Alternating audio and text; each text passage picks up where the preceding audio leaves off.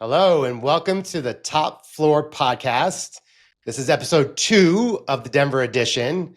My name is Darren Kanthal. I'll be your host, and I'm especially excited today to speak with Lindsey Schultz, who is the CEO of MRC Recruiting, because I too am a former recruiter and also the owner of a family-owned business started, for me at least, kind of by my dad, and there's a story about that, but yours is started by your dad. So welcome, Lindsey.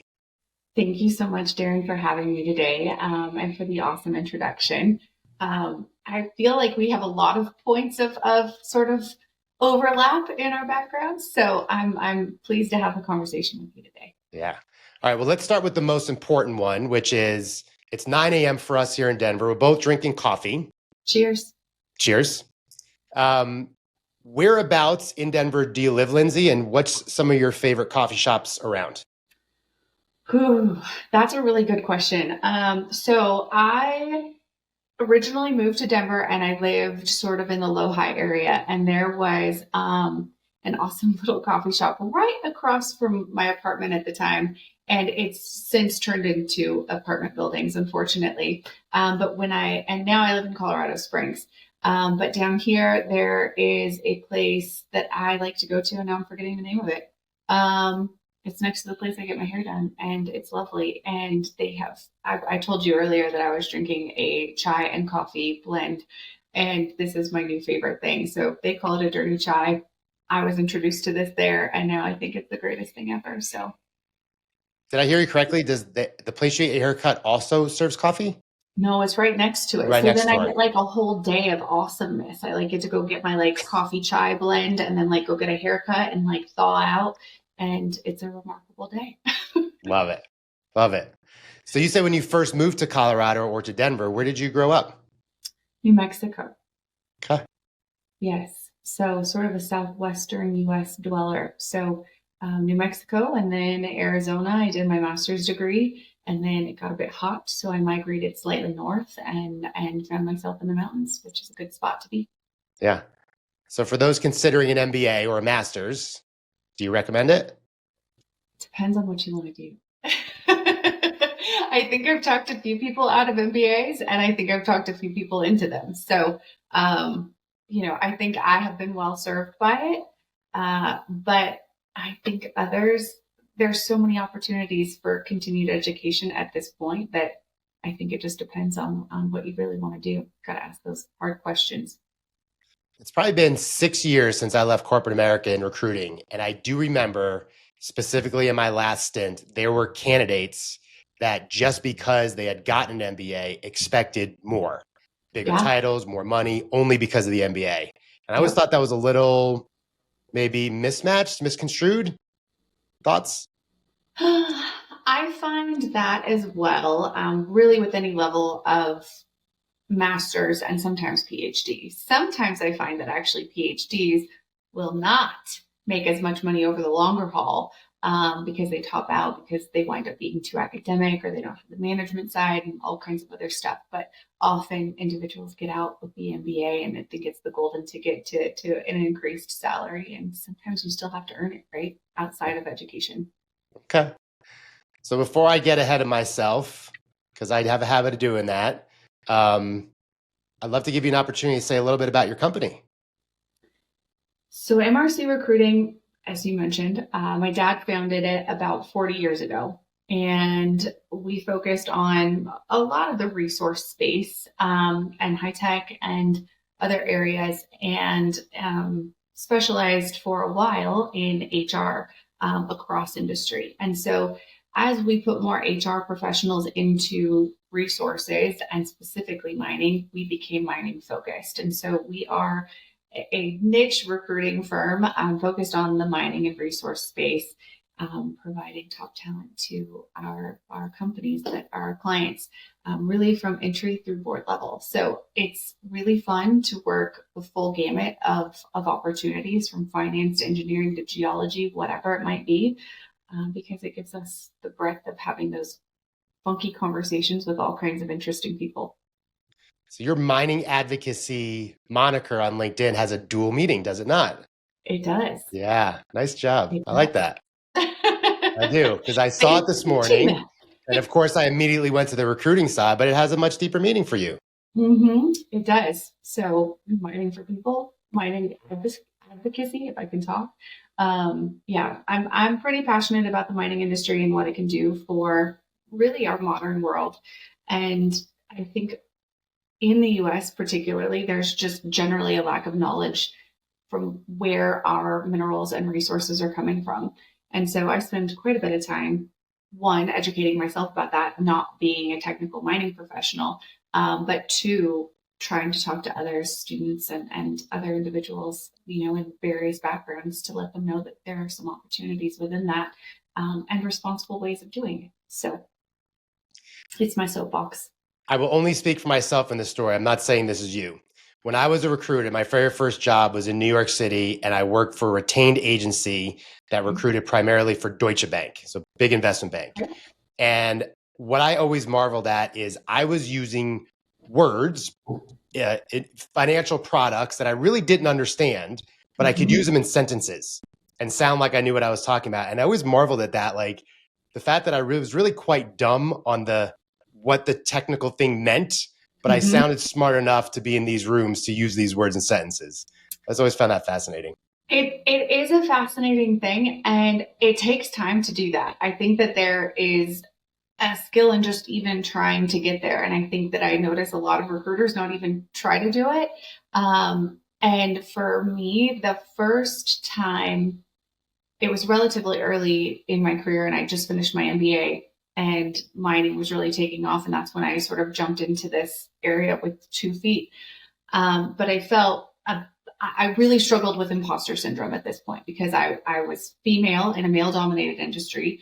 I was not a technical mining professional, and I was 24 years old. And so all of those things in the mining industry were sort of like 3 strikes against me from my perspective.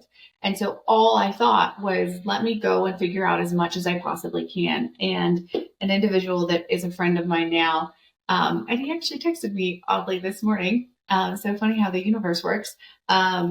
He said, look, come to the mine that I work at. And he was a metallurgist.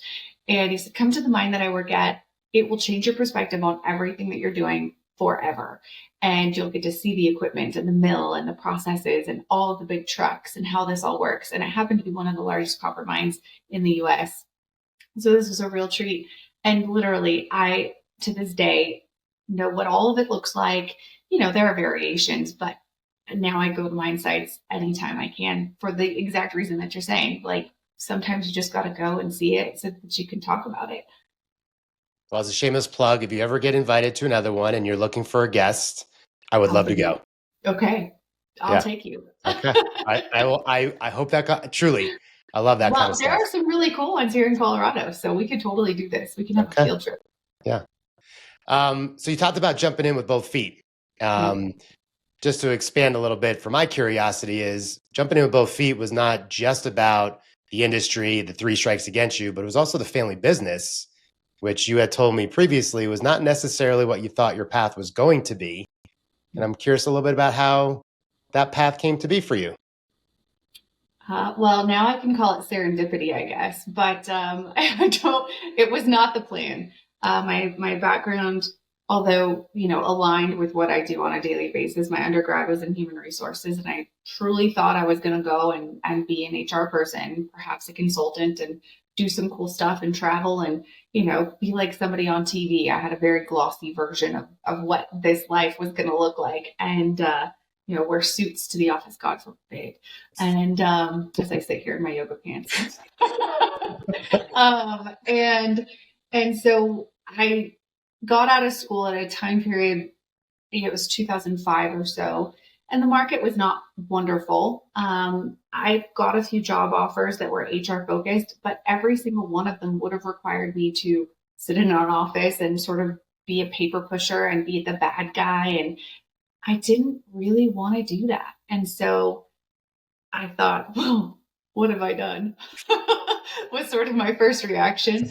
And how do I maybe undo this or figure out how to make this a longer term viable option for myself? So my dad said, hey, until you really figure this out, why don't you come and work with me? And I joke, every year it was 15 years later and 18 years later. So now we're like almost 19 years later. Here I sit running our organization, and I've really never looked back. I totally did jump in with 2 feet. And I really, initially, the first 2 years focused on HR stuff. And I tell the story, I couldn't place any more HR people in roles that they called me and were like, oh my God, what an awful situation. It just was confirmed why I didn't want to do that. And then when my dad said, hey, join on the mining side of the business, because we had them very distinct and separate at that time. That was the 2 feet moment. And then it was the global financial crisis. And I had a whole lot of different lessons I had to learn. But it's been a really awesome scenario to find myself learning from my dad, who's my mentor and somebody that I obviously respect and enjoy working with. And we have all kinds of family jokes about how we can't live in the same state and work together. But it really has been an experience unlike any other, I think. Was there a moment in that transition, if you will, from not wanting to join the family business to now being the CEO? Was there a distinct moment where you found yourself leaning more in?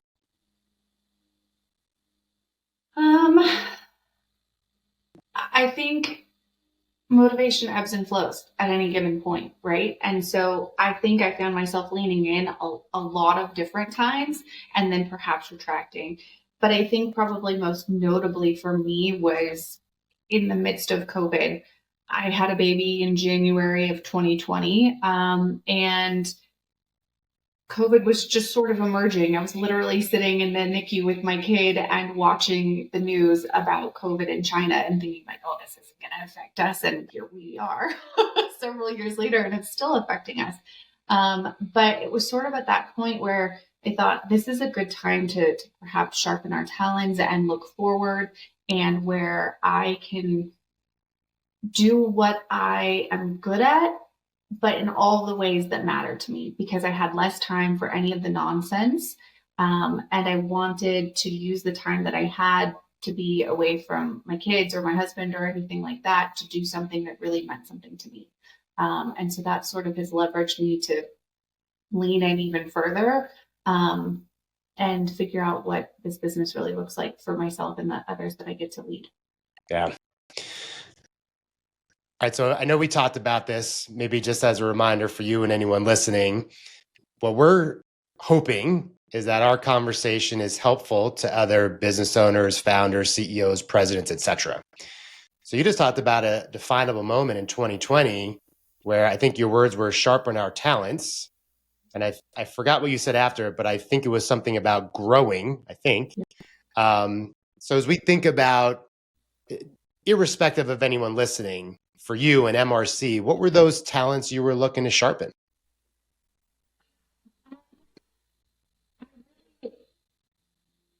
Have a unique lens, I think, on recruitment. Having grown up in a family business that was run from our home, it's evolved rapidly. And so much has changed in the pace of what it is that we do and the expectation of its outcome and how far reaching it really is. And I think that from my perspective, I was a kid and we would get resumes in the mail on beautiful letterhead. And like, it was my job to unfold them and put them on whoever's desk. Or, as that evolved, it came in by fax, but fax paper, if it sat in the sun, would turn black. And so you have to copy it and then you put it on somebody's desk, and so like it took longer for stuff to happen at that point. A company would call and say, we need X, Y, and Z. And then we would put a 3-sentence ad out in a newspaper somewhere and call everybody that, the group knew and network and do everything. They didn't even have computers. They had lead cards that they worked off of. And so like having grown up seeing that, and then by the time I actually joined the company, we had like a formal database and all the rest of this stuff. And also the expectation of success and placement and everything else was happening much faster. So by the time we hit COVID, we're using ATSs and we are very formal in terms of processes and EEOs and like all of the stuff that you have to adhere to. And I thought, how can we sort of humanize recruitment in a way that, doesn't make it feel too stale that everybody's just going through a computer system. I want to be somebody that is in their back pocket, even if they're not looking for a job. They can call and say, hey, Lindsey, I had a rough day and I'm thinking of looking for a new role. Talk me off the ledge, or like, what's out there? Like, what's going to make this a little bit rosier? And so for me, creating meaning rather than just creating process became more of where I found alignment and perhaps differentiation from others that were out there. Perhaps not. And I just want to think of that as unique. But it still is like one of the big pillars for me is making this a very, very human process. And I talk a lot about how candidates and hiring managers and companies have to show vulnerability so that they can find good fits and matches and everything else. Because without that, we're just going off a checklist.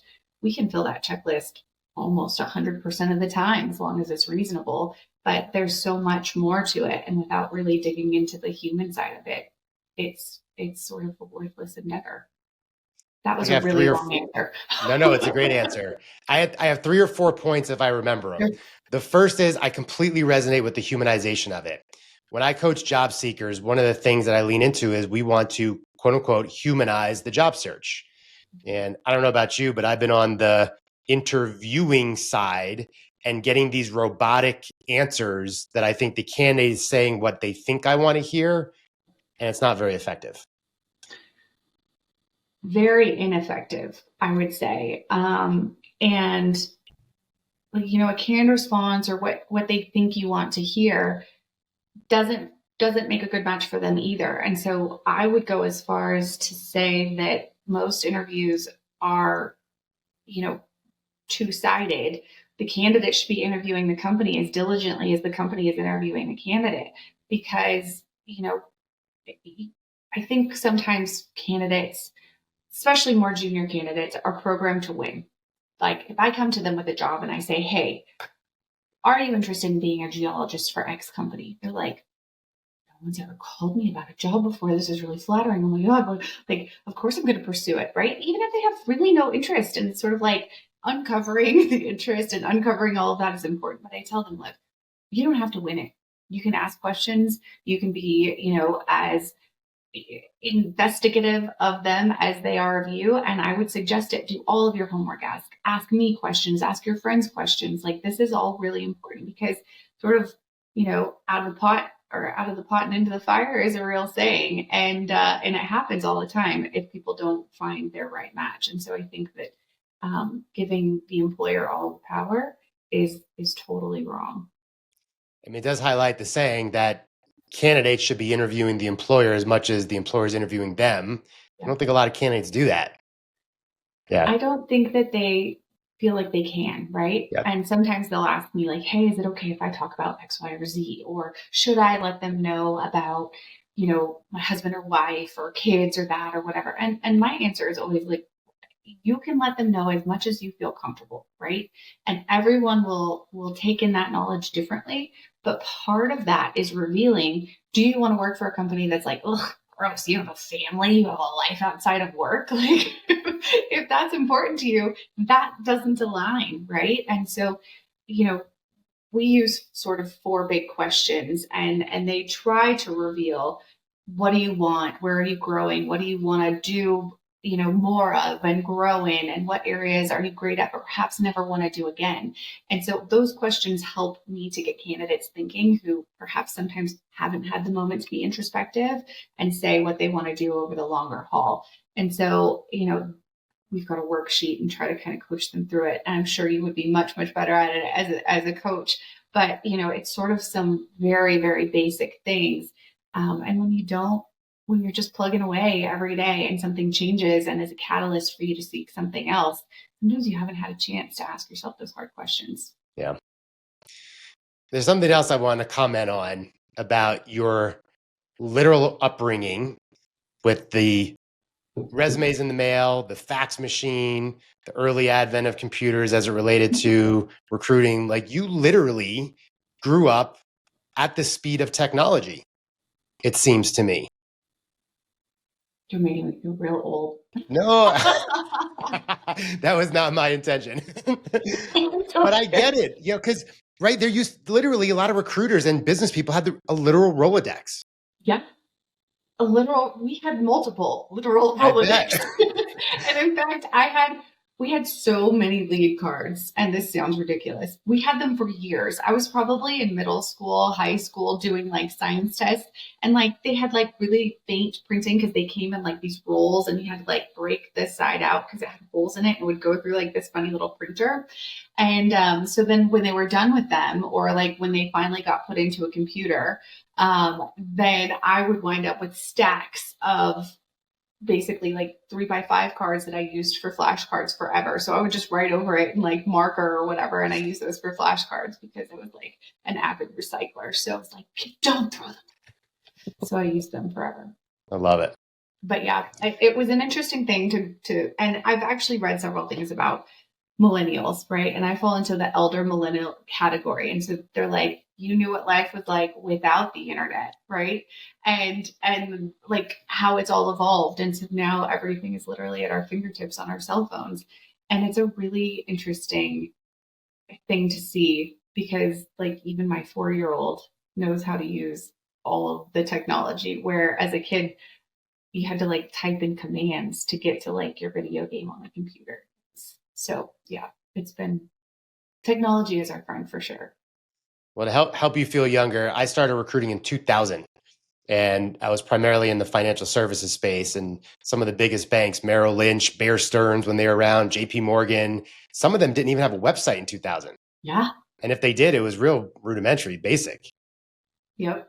Yeah, well, I mean, the website end of the game has changed so drastically and continues to do so. And I totally geek out on our website. I'm not even going to not bring that up, but I love it. And I love seeing how it works and if it draws attention and like all the stuff. And I have a great marketing person who takes very good care of us in that aspect. But our first website was pretty rudimentary. I wish I still had a copy of that. I bet the internet does somewhere. Somewhere. I've heard some people talk about today's website acts as yesterday's business card. And I'm curious, as you network and you go out and about, do you have business cards? What do you do for that? Yeah, this has also evolved, and I think it's really fun. I have a business card. It has a QR code on it, though. Okay. And I think that happened several years ago, and it just points them to a specific page on our website where we can track it and other stuff, which is fun.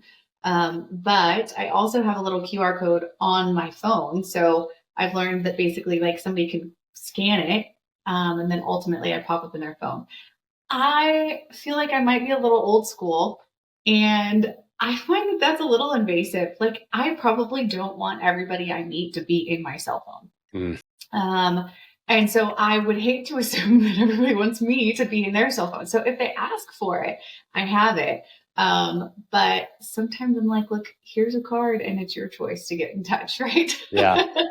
So I think the business card thing is very interesting. I also have this like little thing on the back of my cell phone. As I look at it, you can't see it.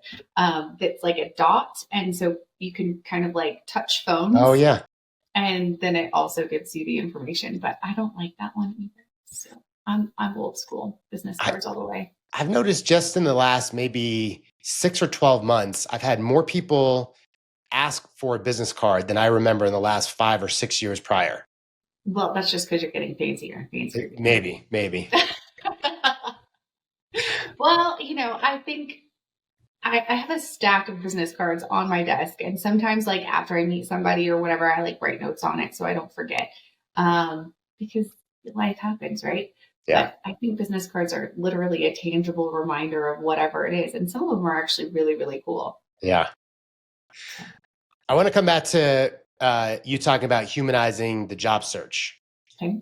But I want to remove the job search. I am curious, as you're at the helm of your company, how are you humanizing your company?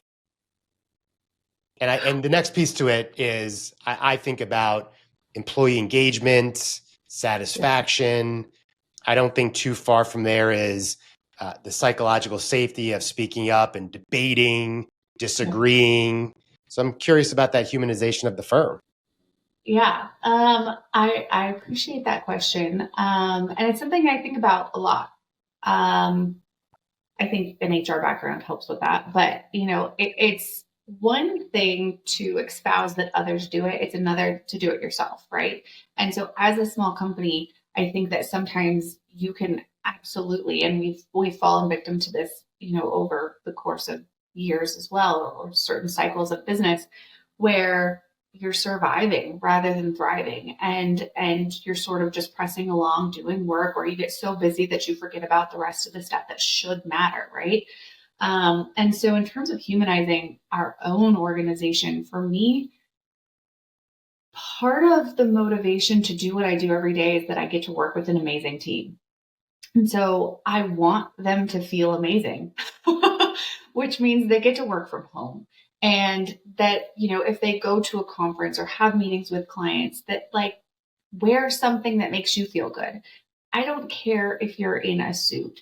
Go and put your best face forward, right? And however that exudes from you and is authentic to you, wear it, do it, say it. We have a flavor, we have a culture, we have a way that each of us can talk. And that brings in clients that are loyal because we're authentically ourselves. And so going to that psychological safety component, I don't want to have a team that fears me or thinks that they have to conform.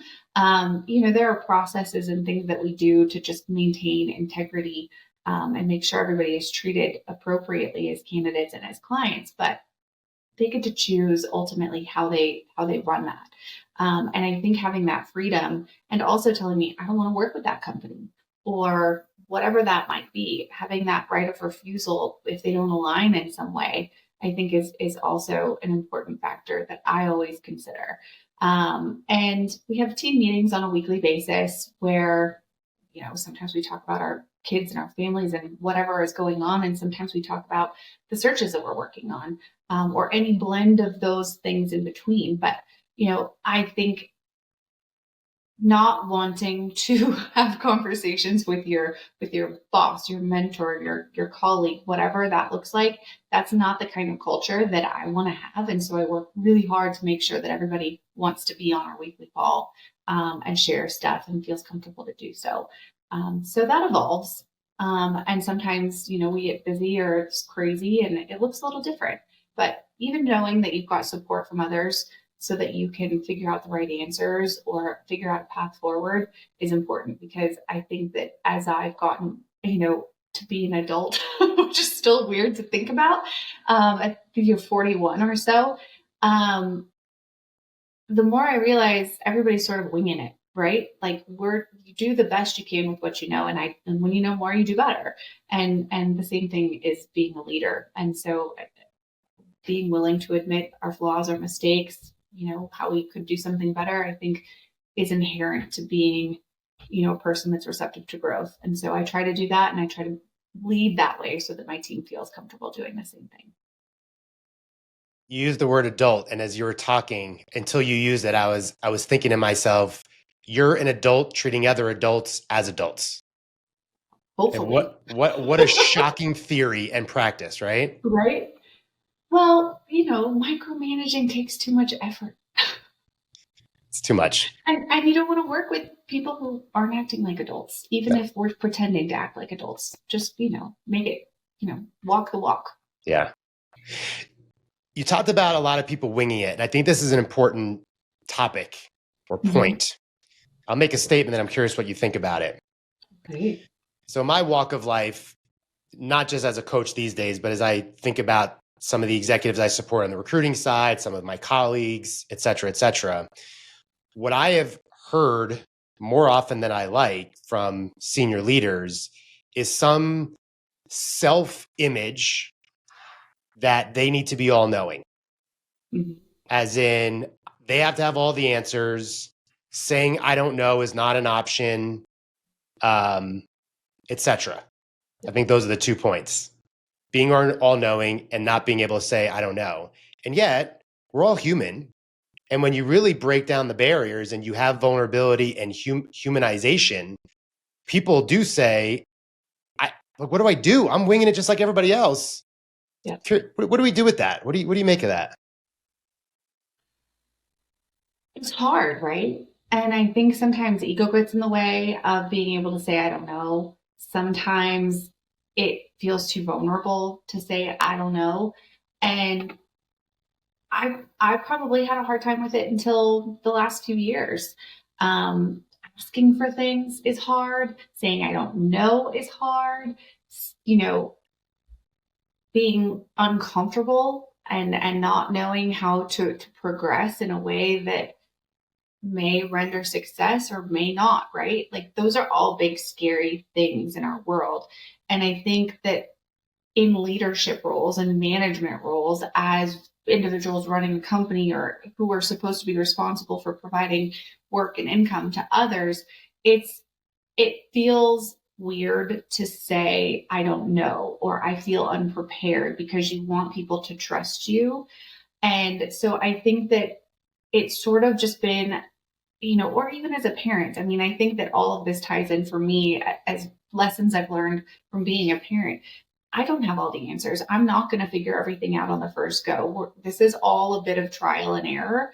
And I think that being a parent gave me the permission to feel and think that way, where I probably wouldn't ever have said any of those things before I had kids.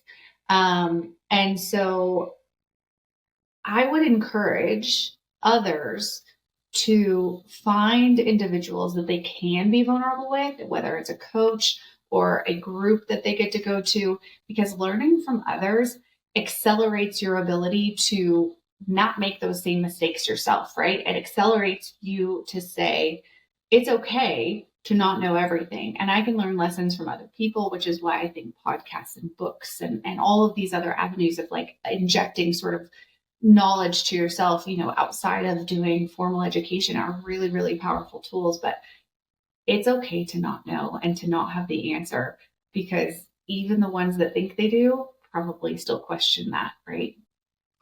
I remember when I was younger. Oh, sorry, I just cut you off. I didn't hear you. I just don't want to tell you about it. Yes, right.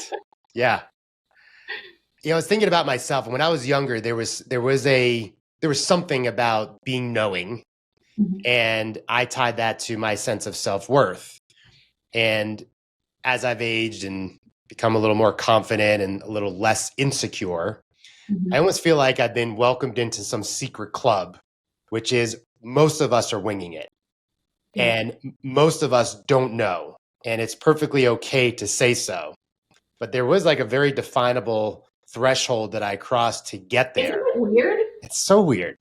So for you, was it saying like, I'm just winging it too?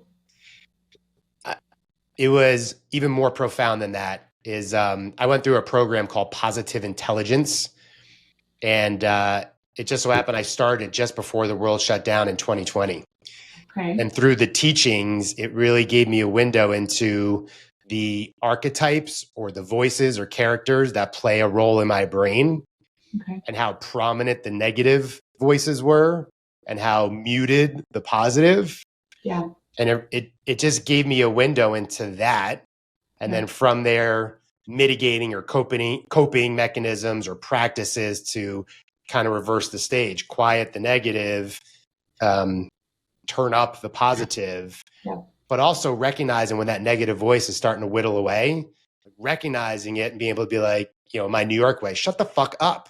That's exactly right. And you have to literally, it's something that you have to say in your head, right?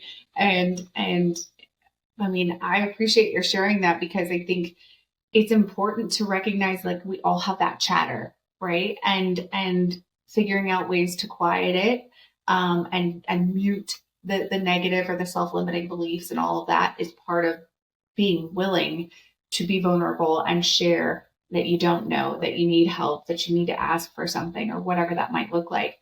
But the more you do it, the more comfortable it becomes. And really, instead of it feeling like a limiting factor, at least for me, it's felt like now I have resources. And that has been the propelled me to do it more and more. But it is a practice. And there are moments where you're like, nope, I can't do that. Yes. Or nope, that's not a safe place. Right. And recognizing that is a different skill. Yeah. At least I think. May I ask, what are some of the practices or things you use to quiet that negative and embrace the positive? I think that that's a good question. And so I love podcasts. Hence the reason I said yes to doing this. I just think it's fascinating to learn from other people. And sometimes you find books or sometimes different resources or whatever. But for me, it's a really accessible way of understanding myself rather than like sitting down and reading, because sometimes that's just like the gateway to falling asleep. I'm in the car and I can absorb this new knowledge. So I love podcasts and I love learning from them. And so over the last really probably 5 or 6 years, I've listened to an array of them. And sometimes that has gotten me to think a little bit differently about how I talk to myself and also utilizing a coach. So I've used 2 executive coaches, one to help me kind of get through that transition of becoming, the leader of our organization and what I thought that was and what it really turned out to be, and how to reconcile those. But they gave me sort of the permission, the confidence, the tool set to say, some of these beliefs are not serving you. How do you get rid of them? How do you talk to yourself? How would you talk to a friend and give them advice? And one of the things that I remind myself routinely when I'm being hypercritical of decisions or a path forward or whatever that I've chosen, I can't undo that path, right? I can learn from it. I can figure out how to make it better from there. And I'm not really a person that kind of has that like moment of like regret. I'm sort of like, well, I'm on this path. Let's make the best of it.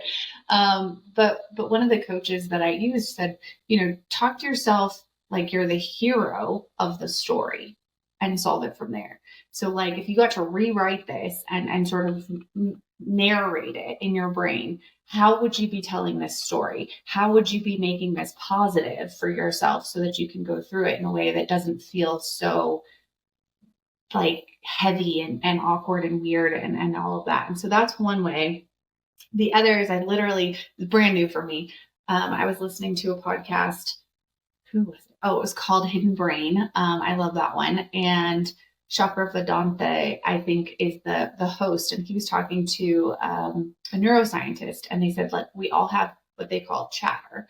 And the best way of making it go away is by literally talking to yourself in your brain. As weird as that sounds, they were like, you wake up in the middle of the night, and you have like these spiraling thoughts and you're going around and around, is you have to tell your brain, stop, because you won't find an answer to it in the middle of the night. But we have chatter all of the time. And so figuring out ways to manage that chatter is important. But they went as far on this podcast to say that this woman had a stroke and the chatter went away.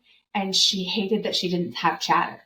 And so it's important also because it gives us that moment of reflection to say, like, to check in and say, how are we feeling? What do we need? What are the things that we're not willing to say out loud yet, and process those? And so I kind of just try to keep a fairly good read on what my chatter sounds like and if it's productive or not. Don't quote me on this stat, but I've looked up about those of us that do have internal narrative, chatter, dialogue, whatever, inner critic, etc. And depending on what stat you look at, some suggest up to 50% of the population does not have internal narrative. Interesting. I'm blown away by that. I mean, like I said, on this, they were like, is that good or is that bad? Like, this lady was so used to it. It was like really striking that she didn't have it anymore. And I think I feel the same way. Like if my brain wasn't doing weird things in the background, I'd be like, it's awfully quiet in here. So we are just about at time, Lindsey. Mm-hmm. Any parting thoughts before we conclude? I appreciate being here and having the chance to sort of chat. And I think that for me, at least on this forum, that I think it's just really important for leaders, CEOs, and others to probably, like, my number one takeaway as I try to figure out what I'm doing is that you don't have to have all the answers, right? And that like finding the resources, whether it be books or coaches or otherwise, podcasts, etc., that it's a very empowering moment when you can say like, okay, I have others to rely upon and I have other resources. And so I think that's a powerful moment when you can look at others and say, let's work on this together. Love it. Love it. Well, thank you for being here. Thank you for Lindsey having me. Schultz, the CEO of MRC Recruiting. And we'll see you next time. Thank you, Darren. Bye-bye. Bye.